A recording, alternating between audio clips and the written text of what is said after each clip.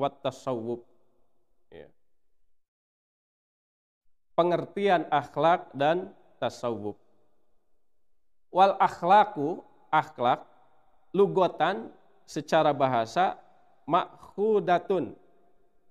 Itu diambil minal lugah dari bahasa al-arabiyah Arab. Jadi ini diambil dari bahasa Arab akhlak itu. Wahia, dan kata akhlak itu adalah jam'un, jama minal khuluq, dari kata khuluq, min khalaqa yakhluqu khuluqan. Nah ini sekali lagi jadi bahwa akhlak itu secara bahasa, nah ini meskipun belum bisa menjawab ya hakikat akhlak itu kalau secara bahasa itu. Karena yang bisa menjawab hakikat akhlak itu bukan pengertian bahasa ya, bukan pengertian atau definisi nominal ya, tetapi itu adalah definisi yang sebenarnya atau definisi real ya, atau pengertiannya secara istilah. Tetapi di sini penting juga kita mengetahui asal ya kata akhlak itu. Jadi kata akhlak itu berasal dari bahasa Arab ya, yaitu jamak ya dari khuluq ya, dari khalaqa yakhluqu khuluqan. Nah, ini kenapa penting? Ini karena terkadang ada ya, ini saya mengatakan ini karena saya menemukan di dalam satu buku ya, itu menyatakan bahwa akhlak itu dari akhlaqo yukhliqu ikhlaqon. Nah ini. Kemudian menjadi akhlak. Nah ini di dalam bahasa Arab itu keliru begitu. Nah ini tugas penyunting ya atau editor itu, jadi jangan sampai ada di buku seperti itu dan bukunya itu buku profesor misalnya. Nah itu kan akan banyak orang yang percaya ya mengikuti gitu. Berbeda dengan kalau di buku itu ya penulisnya Jenal Bustami, nah itu mungkin tidak akan banyak yang mengikuti. Nah dari khalaqa yakhluqu khuluqan. Nah, bentuk jamaknya itu adalah akhlak. Jadi oleh karena itu akhlak itu kalau disifati itu muannas, sebab kalau jamak taksir itu dianggapnya muannas. Jadi akhlak karimah gitu. Al akhlak al karimah kalau pakai alif lam itu. Jadi salah kalau menyebut akhlakul karimah. Nah itu bisa disalahkan kalau menyusun tesis di situ ada akhlakul karimah, yaitu oleh pembimbing itu bisa dicoret gitu.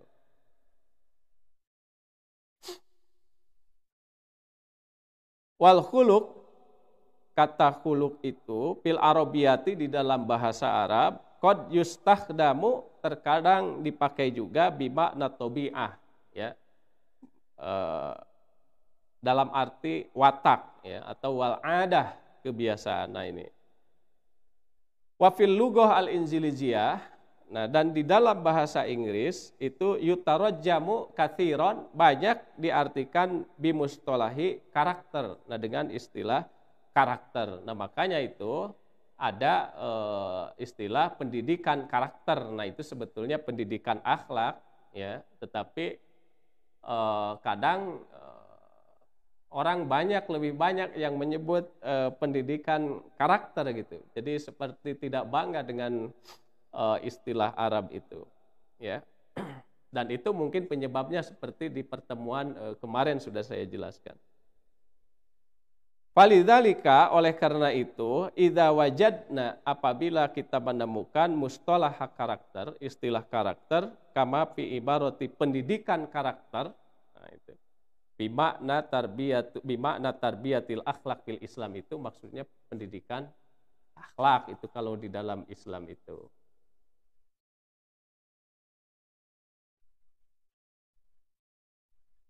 Nah sekarang ini secara istilah ya.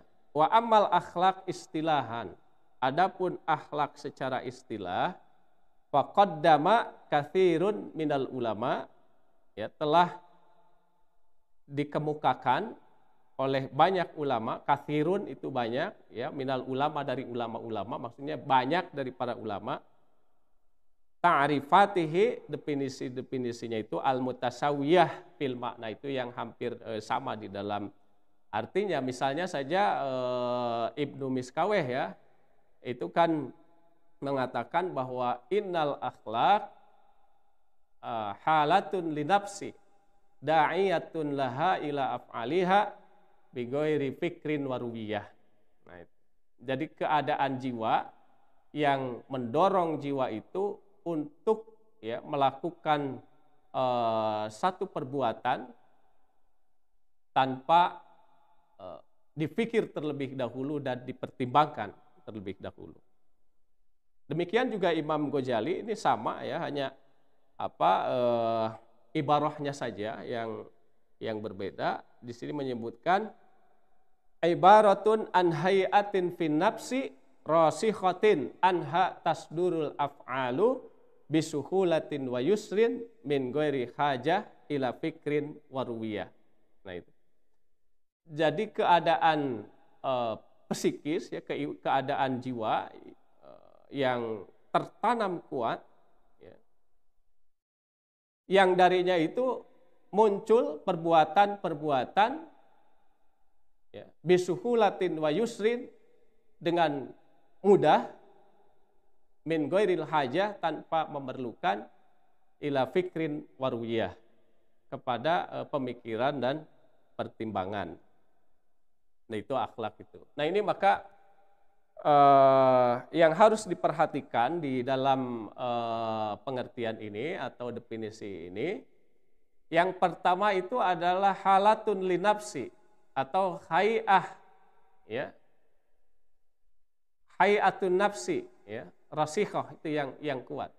Nah, ini jadi halatun linafsi itu adalah keadaan jiwa. Jadi akhlak itu adalah keadaan jiwa, keadaan mental, ya, atau keadaan psikis, bukan keadaan dohir, bukan keadaan fisik. Nah, itu.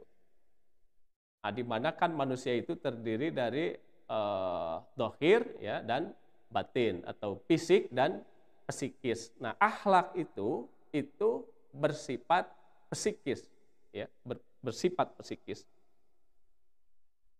Jadi keadaan jiwa. Nah, ini kan terkadang sebagian orang memahaminya itu perilakunya gitu, dohirnya.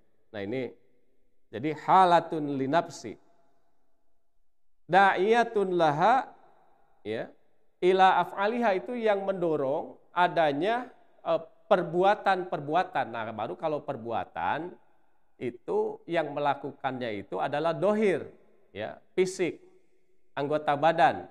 Nah, itu yang didorong oleh keadaan jiwa itu. Nah, bagaimana mendorongnya itu min ghairi fikrin, tanpa pemikiran, wala ruwiyatin, dan tanpa pertimbangan akhlak itu. Jadi misalnya akhlak dermawan, ya. Dermawan itu adalah perasaan ingin memberi kepada orang lain, atau perasaan di dalam hati yang menyebabkan ingin memberi kepada orang lain. Nah, itu misalnya, ya. Nah, itu perasaannya itu ada di dalam jiwa, ya, halatun linafsi. Nah, tetapi kalau memberi, ya, dengan tangan, menolong dengan tangan, nah, itu perilaku yang dimunculkan atau perbuatan yang dimunculkan. Sama juga misalnya tawadu, ya. Tawadu itu kan kelegaan jiwa, ya. Melihat diri itu seadanya tanpa merasa rendah, ya. Tanpa merasa rendah. Itu kalau di dalam Ihya, ya, Imam Ghazali itu mengatakan begitu.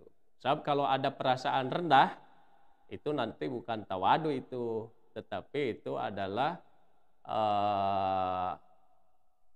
al-khosas, ya, namanya itu, dan itu termasuk akhlak yang jelek gitu. Jadi takabur jelek ya, kemudian khoses juga jelek, yang baik itu adalah tawadu. Nah, dari situ ada perilaku-perilaku yang dimunculkan ya. Misalnya bertanya ya dengan kata-kata yang lembut gitu. Kemudian juga kalau misalnya diundang ya, dia datang, nah itu kan diperlihatkan ya, dilakukan dengan perilaku ya, dengan anggota badan. Nah itu. Kemudian juga apa? Sangat ya menghargai orang, itu kan juga bisa ya, menghargai itu kan di dalam perilaku. Begitu juga takabur misalnya. Takabur itu kan di dalam hati, al-kibrunya itu di dalam hati. Jadi melihat diri itu, merasakan diri lebih dari orang lain ya. Yang kemudian menyebabkan menolak kebenaran dan merendahkan orang lain. Nah, itu keadaan jiwanya. Nah, dari situ itu mendorong perilaku-perilaku tertentu yang disebut dengan at-takabur di dalam bahasa Arabnya itu. Jadi at-takabur itu adalah perilakunya. Perilakunya. Seperti apa ya? Seperti misalnya tidak mau dikritik begitu ya. Kemudian juga tidak mau diberi nasihat, tidak mau menerima kebenaran ya. Apalagi misalnya ya kan melihat siapa sih yang menyampaikannya. Nah itu orang takabur itu kan melihat orang. Berbeda dengan orang yang tawadu. Kalau orang tawadu itu tidak melihat orang, tetapi melihat kebenaran itu, melihat substansi kebenaran itu. Nah itu perilaku-perilaku ya, takabur itu ya, ingin selalu di depan ya, ingin selalu paling tinggi ya, itu dohir nampak gitu ya, bukan Yamaha ya. Nah itu ini orang ya yang selalu ingin di depan tapi bukan ingin maju, yaitu beda lagi. Nah ini nanti akan dibahas ya di dalam pembahasan khusus tentang akhlak-akhlak baik ya, kemudian dan akhlak yang tercela, dan itu banyak sekali pembahasannya.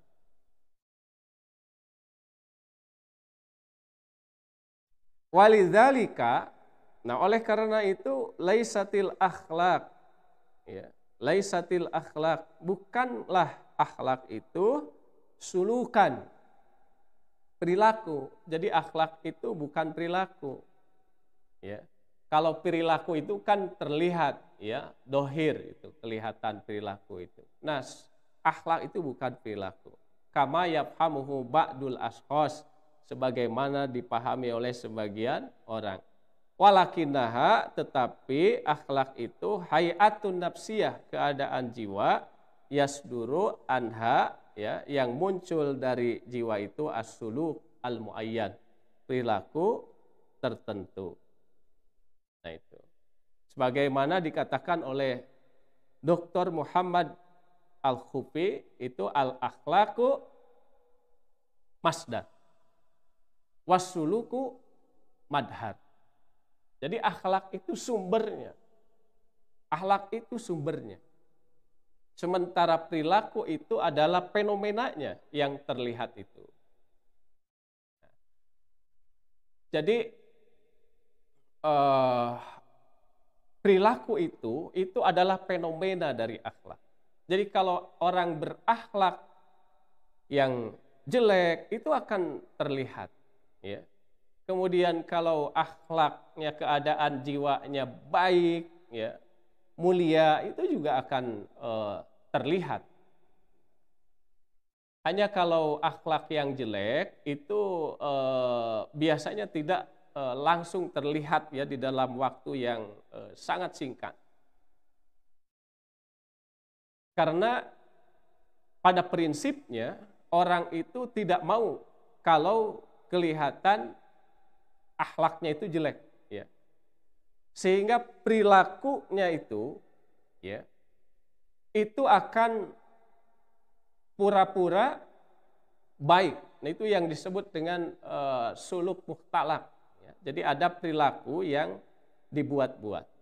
Ada perilaku yang dibuat-buat, itu kalau di dalam psikologi itu istilahnya persona, ya, topeng, ya, atau kepribadian publik. Jadi ingin terlihat oleh orang lain baik. Nah, tapi kalau sesuatu atau keadaan jiwa yang baik, ya, akhlak yang baik, akhlak yang mulia, itu akan cepat, ya, terlihat gitu. Di dalam waktu yang sebentar saja itu bisa terlihat. Nah, makanya kalau dengan akhlak yang buruk itu, ya,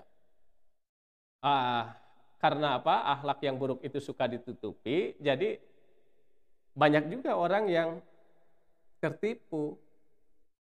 Ya. Kan orang yang seperti itu sebetulnya menipu kalau kata Imam Ghazali itu. Ya. Jadi menipu, ya. Ada orang yang tertipu, tapi dia juga tertipu sebetulnya. Ya. Dia itu bukan dirinya sendiri, tetapi orang lain. Yang aslinya itu tidak begitu. Ya. Dan tetap saja dia itu meskipun memperlihatkan perilaku yang baik, ya tetap saja di mata Allah itu tidak ada yang tersembunyi. Ya. Dia itu tetap jelek dan dia merasa nyaman dengan keburukannya itu atau kejelekannya itu, dan itu akan mencelakakannya, itu maksud tertipu itu. Ya kan kita mungkin suka, ya, atau pernah juga mendengar ada kasus Kanjeng Dimas, ya, ada Kanjeng Dimas itu orang-orang itu kan pada percaya, ya, melihat penampilannya, bahkan dari beberapa kota itu datang, ya. Nah, ini memang terutama, ya, karena ingin menggandakan uang, ya, isunya itu. Tapi penampilan di situ itu juga meyakinkan. Guru-gurunya itu, ya, yang dia aku sebagai gurunya itu kan pakaiannya pakai jubah, ya, kemudian tangannya memegang tasbih, ya, pakai sorban gitu. Itu meyakinkan, sepertinya baik, tetapi pada kenyataannya itu kalau sudah diketahui itu ternyata kan yang pakai sorban dan aksesoris lainnya itu ternyata kan tukang pulung di Jakarta, ya. Nah itu sesuatu yang menipu, ya, kepada orang lain. Dan jangankan itu adalah sesuatu yang jelek, ya, yang baik pun, ya, yang baik pun misalnya ngaji, ya, melakukan satu kajian, berceramah, ya, tetapi kalau tujuannya itu untuk memperoleh kemanfaatan dunia, itu sebetulnya menipu juga, ya, menipu juga, dan itu termasuk akhlak yang jelek, ya. Itu dalam ilmu akhlak itu ria, ya, termasuknya. Jadi ria itu bukan sesuatu yang jelek, ya. Ria itu adalah sesuatu yang baik, ya. Kata Imam Ghazali itu ria itu adalah keinginan memperoleh, ya, kemanfaatan duniawi dengan melakukan perbuatan-perbuatan ukhrawi. Melaksanakan sholat, ya, rajin sholat, rajin puasa, tetapi dari itu menginginkan kemanfaatan duniawi. Kemudian juga misalnya menyampaikan kata-kata pepatah, ya, dengan memakai yang meyakinkan, sorbannya yang besar, kursinya yang besar, jubahnya yang bagus dan sebagainya itu. Nah itu, tetapi di balik itu kalau ada niat atau keinginan untuk memperoleh duniawi, ingin disebut dia seorang alim, ingin dia disebut seorang yang soleh, kemudian dengan kealiman dan kesolehannya di pandangan masyarakat, ya, dia mengharap banyaknya pengikut, besarnya pengaruh, adanya orang yang memberikan penghargaan, uang, dan sebagainya. Itu adalah sesuatu yang tidak baik di dalam Islam itu, dan itu yang disebut dengan riya. Faqad wadahal farq, sungguh nyata al-farqu, perbedaan bainal akhlaqi wasuluk, antara akhlak dan suluk. Kullul akhlak, setiap akhlak, musawwarun, tergambar pisuluk, di dalam perilaku. Nah itu, jadi setiap akhlak itu tergambar di dalam perilaku. Walaisa kullu suluk, ya, dan tidaklah setiap suluk itu suwarun minal akhlak. Nah ini, tapi tidak setiap suluk atau perilaku itu gambaran dari akhlak. Li'anna minas suluk, nah ini yang tadi ini. Karena di antara suluk itu ada sulukan mukhtalaqan, ada perilaku yang dibuat-buat. Yusama, yang disebut fi ilmi nafsi, di dalam ilmu psikologi itu bisa siatin amah, dengan kepribadian publik. Gitu. Jadi setiap akhlak, ya, itu akan tergambar di dalam perilaku itu. Nah, tetapi tidak setiap perilaku itu merupakan gambaran dari akhlak. Setiap akhlak itu akan tergambar, ya, dalam perilaku. Itu karena perilaku itu tadi, ya. Jadi perilaku itu adalah madhar, fenomena. Jadi kalau keadaan jiwa kita ini tidak baik, ya, itu akan tampak di dalam perilaku. Misalnya di dalam berbicara, ya. Kalau keadaan jiwa, ya, tidak baik, itu berbicara itu bisa berbicara yang tidak sopan, ya, mencaci maki, kemudian merendahkan orang dengan kata-kata, ya, itu. Jadi bisa seperti itu, nampak, ya, di dalam perilaku itu, keadaan jiwa itu. Jadi hati itu bagaikan sumur, ya, jiwa itu bagaikan sumur, dan lisan itu ember sumurnya. Nah, ember sumur itu hanya akan menangguk air yang ada di sumur, baik itu masih murni ataupun sudah tercemar. Jadi yang baik akan terlihat, ya, dengan di dalam perkataan itu, ya, yang buruk pun akan terlihat di dalam perkataan itu. Nah, ini juga sesuai, ya, misalnya ada yang satu nadom itu innal kalama lafil fuadi wa innama ju'ila lisanu 'alal fuadi dalila. Nah itu, jadi lisan itu, kata-kata itu menunjukkan keadaan hati, ya. Nah, tapi kan ada, ya, orang yang katanya berbicaranya baik, sopan, tapi ternyata kenyataannya tidak seperti apa yang dikatakan, ya, atau ada orang yang kata-katanya kasar, ya, dan sebagainya. Nah, ini sebetulnya bukan di situnya, tapi misalnya menjelek-jelekan orang, ya, menghina orang dengan kata-kata. Nah itu menunjukkan keadaan hati yang jelek. kata Ibnu Athaillah itu di dalam kitabnya Al-Hikam itu mastauda'a fi ghaibis sarair, ya, apa yang tersimpan di dalam hati yang tidak terlihat itu, ya, apa yang tersembunyi di dalam hati yang tidak terlihat itu, doharo pisahadati dawahir, itu akan tampak, ya, di dalam fisik yang terlihat. Nah itu. Amal majmu'ah, adapun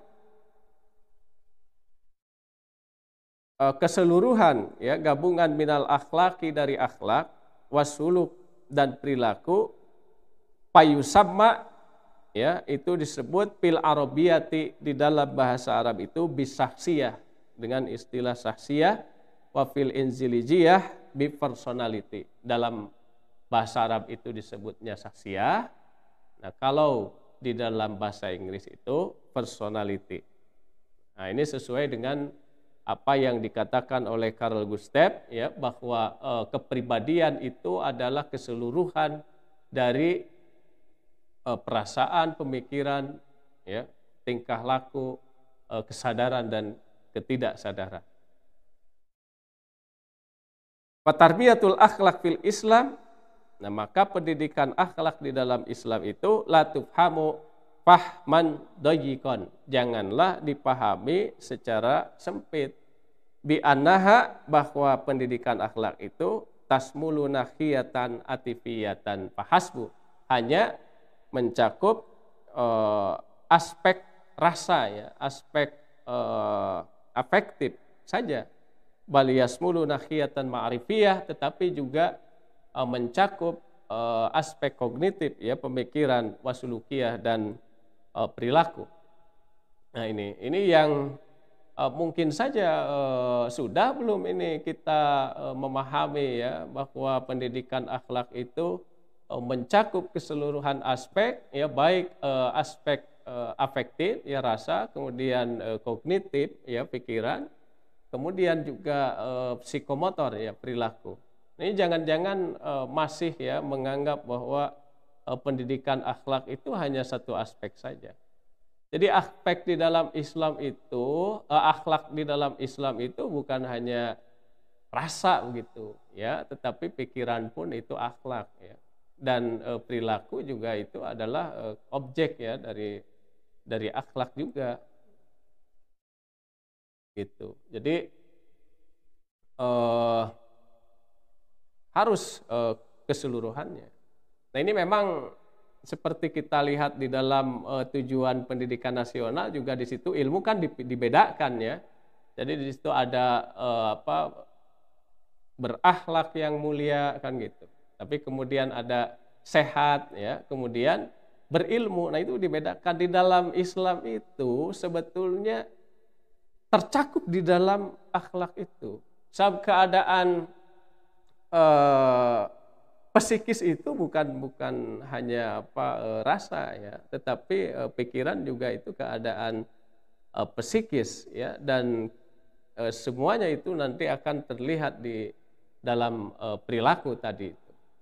Jadi ada kuwatul akli, ya, kemudian ada kuwatul godob, ada kuwatul sakhwat, ya, kemudian ada kuwatul adli, itu yang sama di pikiran itu sebagai penyeimbang. Jadi ada tiga potensi itu, tiga kekuatan itu di dalam psikis manusia itu yang nanti itu terjadi interaksi, ya. Kemudian ada hasilnya, ada dominasinya, itulah akhlak, ya. Jadi keadaan jiwa yang akan mendorong pada perilaku untuk melakukan satu tindakan, satu perilaku itu. Itu jadi hampir sama dengan teori kepribadian Sigmund Freud, ya, yang mengatakan bahwa tingkah laku itu adalah hasil daripada konflik internal antara ide, ya, kemudian ego, superego. Ide itu beroperasi pada atau di atas prinsip kenikmatan dan kepuasan, ya. Sementara ego itu beroperasi di atas prinsip rasionalitas dan superego itu di atas prinsip moralitas. Nah, di dalam Islam juga begitu ya. Nah, ini. Jadi sekali lagi perlu kita pahami bahwa akhlak itu bukan keadaan fisik, ya. Akhlak itu adalah keadaan mental, ya. Keadaan psikis, keadaan jiwa. Nah, kalau keadaan fisik, ya, keadaan dohir, ya, kalau dalam bahasa Arab itu adalah suluk namanya. Kalau dalam bahasa Arabnya, dalam bahasa Indonesia itu perilaku. Nah, itu. Jadi apa yang ada di dalam dohir kita, ya, terlihat, ya, nampak. Nah, itu adalah perilaku. Kalau akhlak itu keadaan jiwa. Hanya keadaan jiwa itu mendorong, ya, terjadinya perilaku tertentu.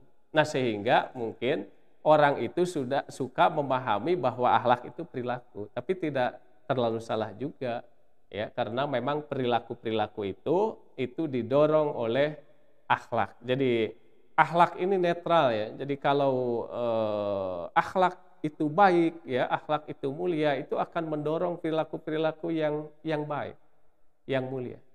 Nah, tetapi sebaliknya kalau akhlak itu, keadaan jiwa itu adalah keadaan yang buruk, nah, maka perilaku yang ditampilkan juga, perilaku yang dilakukan itu perilaku-perilaku yang buruk. Nah, hanya tadi itu. Jadi ada, ya, perilaku-perilaku yang buruk, ya, yang disembunyikan, ya, yang disembunyikan. Tapi itu nanti juga akan terlihat, ya, kalau disembunyikan. Apa yang disembunyikan itu akan terlihat. Memang di awal-awal itu akan terlihat, ya, baik, tetapi pada akhirnya itu kan seperti contoh tadi, ya, kasus Kanjeng Dimas itu lama-lama ketahuan, ya. Padahal banyak orang yang sudah diyakinkan itu dengan penampilan-penampilannya. Nah, itu kita juga, ya, jangan sampai tertipu, ya. Jadi jangan sampai belum lama, ya, kita sudah menganggap bahwa seseorang itu berakhlak baik, ya, dengan melihat apa yang dikatakannya, dengan melihat apa yang dilakukan, ya, melihat penampilannya. Nah, itu kadang banyak orang tertipu, ya, dengan penampilan itu, ya. Karena memang, ya, kebanyakan orang itu bukan hanya sekarang. Dari dulu, ya, orang itu melihat penampilan. Orang itu melihat fisik. Ya, karena memang tidak begitu mudah melihat apa yang ada di dalam hati, keimanan, ya, ilmu itu kan tersembunyi, ketakwaan. Jadi banyak memang orang yang melihat penampilan itu. Oleh karena itu kan Abu Hanifah, ya, itu pernah berkata kepada para sahabatnya yang sama-sama ahli ilmu. Dia menyebut addimu amaimakum wa wassi'u akmamakum, ya. Besarkanlah sorban kalian dan lebarkanlah lengan baju. Kenapa itu? Kenapa bilang begitu? Ya. Kenapa Abu Hanifah berkata begitu kepada teman-temannya? Itu karena takut, ya, ahli ilmu dan ilmunya direndahkan oleh orang-orang. Direndahkan oleh masyarakat. Kenapa? Karena memang kebanyakannya itu, ya, melihat penampilan. Itu ada dipelajari itu kan sudah, ya. Para mahasantri ini sudah itu mendengar itu ada di dalam Ta'limul Muta'alim, ada dalam Ta'limul Muta'alim itu. Jadi Abu Hanifah berkata, ya, kepada para sahabatnya itu. Jadi addimu amaimakum wa wassi'u akmamakum, ya. Lebarkan atau besarkan sorbanmu, sorban kalian, dan lebarkanlah lengan baju kalian. Itu karena orang-orang banyak yang melihat penampilan. Nah, maka suka ada juga sebagian orang itu karena ingin mengambil kemanfaatan dunia, ya, ingin memperoleh pengaruh, ingin banyak pengikut dan sebagainya, itu berbuat penampilan yang membuat orang itu percaya, ya, membuat orang percaya. Sebetulnya tidak masalah, itu bagus, ya, itu seperti tadi. Jadi supaya ahli ilmu itu tidak direndahkan, ya. Merendahkan ahli ilmu itu termasuk merendahkan ahli ilmu itu. Nah, itu kalau tidak, ya, misalnya berpenampilan yang pantas, itu bisa saja direndahkan. Jadi bagus, ya, orang-orang yang memiliki ilmu, ya, pengetahuan itu berlaku, ya, atau berpenampilan bagaimana supaya orang itu tidak merendahkan, ya, tidak merendahkan ilmunya, tidak merendahkan ahli ilmu. Nah, itu tapi jangan, ya, karena ingin mengambil kemanfaatan dunia, ingin harta, jabatan dan sebagainya, kemudian memperlihatkan kepalsuan, ya, di hadapan orang-orang itu. Nah, itu. Tapi biasanya orang-orang yang seperti itu yang menyadari bahwa di dalam dirinya itu banyak kekurangan, ya, banyak kekurangan, sehingga dia ingin menutupi kekurangannya itu dengan cara begitu, ya. Sebab tadi itu, jadi orang itu ingin terlihat baik, ya, oleh orang-orang yang ada yang melihatnya. Itu mungkin pembahasan dalam kesempatan ini kalau dilanjutkan akan banyak dan akan membahas tasawuf, dan ini pembahasan untuk pertemuan selanjutnya. Jadi mungkin pengajian kita, ya, atau kajian kita pada sore ini dicukupkan sampai di sini dulu. Mudah-mudahan, ya, meskipun tidak banyak, ya, jadi tidak usah banyak-banyak, tetapi kita bisa mengambil, ya, manfaat dari kajian ini, bisa memahami dengan baik dan terutama bisa menerapkan, ya, di dalam kehidupan kita, ya, apa yang kita pahami ini diterapkan, ya. Kemudian ini nanti akan dibahas sebetulnya, ya, dengan membiasakan apa yang kita ketahui. Nah, setelah terbiasa itu nanti akan tertanam, ya, kemudian akan menjadi akhlak itu. Karena akhlak itu kebiasaan itu, al-adah al-muradah. Jadi akhlak itu adalah kebiasaan yang disadari, ya, kebiasaan yang disadari. Jadi maksud tadi bigweri pikirin walaruya itu bukan berarti tidak disadari, Bu.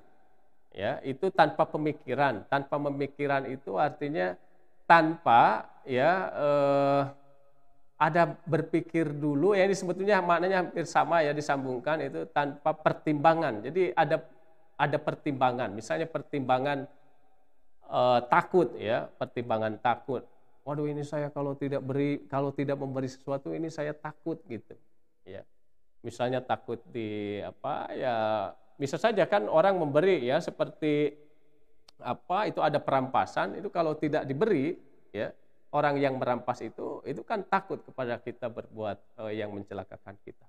Atau mungkin saja, waduh, ini takut saya tidak memberi. Memberi itu kan tampilan, ya, atau perilaku dari akhlak dermawan itu, ya, dari akhlak dermawan. Nah, tapi ada orang memberi itu karena dengan pertimbangan takut, ya. Takut misalnya kalau saya tidak memberi itu nanti jabatan diturunkan, ya, dan sebagainya. Ada pertimbangan misalnya pertimbangan malu, ya, itu bisa saja. Waduh, ini saya ini direktur, ya. Orang ini pada tahu, ya, bahwa saya ini direktur gajinya besar, masa tidak memberi? Nah, itu seperti itu. Kemudian dia memberi. Atau juga ya karena keinginan tertentu, ya misalnya ini kalau saya tidak memberi, ini saya tidak akan dipilih ya sebagai gubernur, ya, tidak akan dipilih sebagai bupati. Nah, itu semua yang seperti itu, ya, meskipun dia memberi, itu bukan menunjukkan bahwa dia itu berakhlak dermawan, ya, tidak menunjukkan bahwa dia berakhlak dermawan, karena itu kan atau bukan akhlak dermawan, itu bukan akhlak dermawan yang seperti itu, ya, karena kalau akhlak itu al-adah, kebiasaan. Kalau itu kan karena karena takut, ya, oleh perampas, karena malu, karena ingin dipilih, ya, ingin dipilih sebagai gubernur dan sebagainya. Nah, itu bukan adah, itu bukan kebiasaan, ya. Nah, itu. Jadi mudah-mudahan, ya, ini bisa dipraktekkan, dipahami, kemudian diterapkan dan menjadikan akhlak kita semua ini berakhlak, ya, yang mulia. Dan akhlak yang mulia ini yang diperintahkan itu, ya. Ittaqillaha haitsu ma kunta, bertakwalah, ya, kepada Allah dimanapun engkau berada. Wa atbi'is sayyi'atal hasanata tamhuha, ikuti, ya, kejelekan itu dengan kebaikan, maka kebaikan itu akan menghapus. Wa khaliqin nas, dan berakhlaklah kepada manusia. Khaliqin nas itu bergaul dengan manusia itu, ya, bi khuluqin hasanin, ya, dengan bi khuluqin hasanin, dengan akhlak yang baik. Jadi akhlak itu akan diperlihatkan di dalam interaksi sesama manusia, ya, bergaul dengan manusia dengan akhlak yang baik, dan akan diperlihatkan dalam ketaatan kita kepada Allah Subhanahu wa taala. Itu saja, mudah-mudahan bermanfaat. Wabillahi taufiq wal hidayah. Wallahul muwaffiq ila aqwamit thoriq. Assalamualaikum warahmatullahi wabarakatuh.